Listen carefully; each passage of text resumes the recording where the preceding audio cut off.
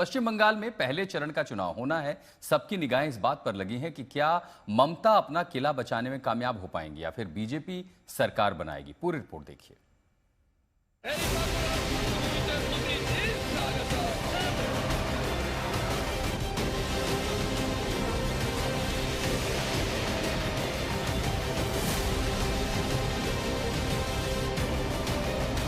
इस बार बंगाल में टीएमसी का जाना तय है।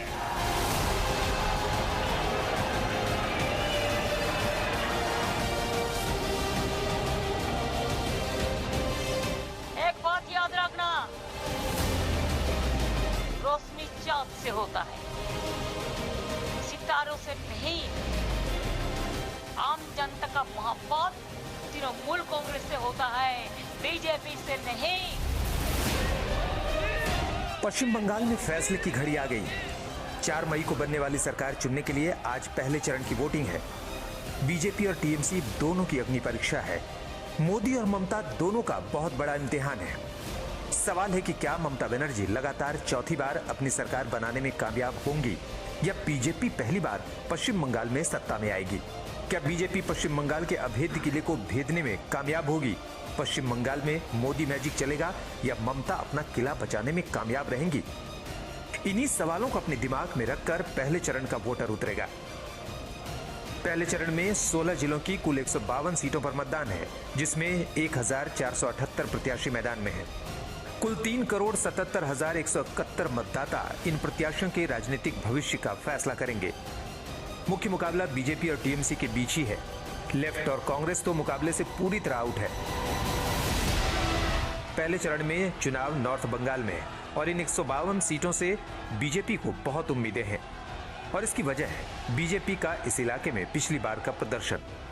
2021 में इन 152 सीटों पर हुए चुनावों की बात करेंगे तो यहां टीएमसी ने 92 सीटें जीती थी और बीजेपी को मिली थी 59 सीटें।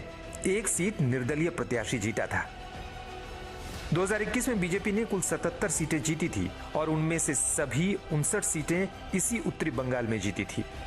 बीजेपी की पूरी कोशिश है कि इस बार नॉर्थ बंगाल से अधिकतम सीटें स्कोर की जाए। इसीलिए तमाम एक्सपर्ट्स ये मान रहे हैं कि ममता बनर्जी इस वक्त अपने राजनीतिक जीवन का सबसे कठिन चुनाव लड़ रही हैं, क्योंकि 15 साल की सरकार के खिलाफ सत्ता विरोधी माहौल है। कल्याणकारी योजनाओं को बीजेपी से मिली चुनौती भी है और इसके अलावा शहरों में बीजेपी का जबरदस्त कैंपेन भी ममता बनर्जी के लिए मुश्किलें पैदा कर सकता है।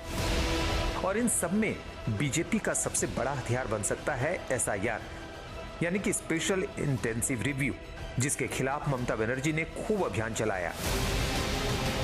लेकिन हकीकत यह है कि कुल 7 करोड़ 60 लाख मतदाताओं में से 90,80,000 वोटर SIR में छट गए, यानी 2026 की वोटर लिस्ट में करीब 12% वोटर कम हो गए।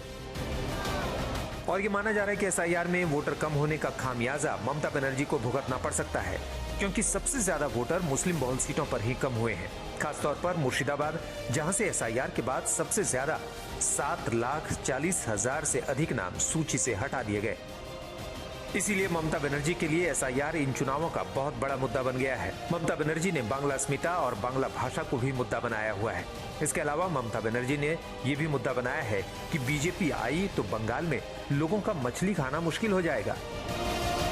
बीजेपी ने कानून व्यवस्था को मुद्दा बनाया है। इसीलिए पश्चिम बंगाल में चुनाव कराने के लिए 2 लाख से ज्यादा सेंट्रल फोर्सेस तैनात है।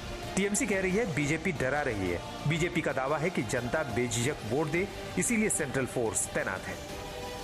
पहले चरण की हाई प्रोफाइल सीटों की बात करें तो नंदीग्राम में बीजेपी के शुभेंदु अधिकारी का मुकाबला टीएमसी के पवित्र कर से है। आसनसोल दक्षिण से बीजेपी की अग्निमित्रा पॉल के सामने टीएमसी के तपस बनर्जी हैं और बरहामपुर से बीजेपी के सुब्रम मित्रा के सामने कांग्रेस के दिग्गज अधीर रंजन चौधरी हैं। कांग्रेस और लेफ्ट को 2021 में बंगाल के पहले चरण की 152 सीटों में से एक भी सीट नहीं मिली थी। इस बार भी उन पार्टियों का खाता खुलेगा, इस पर सबकी नजर है। आज तक ब्यूरो।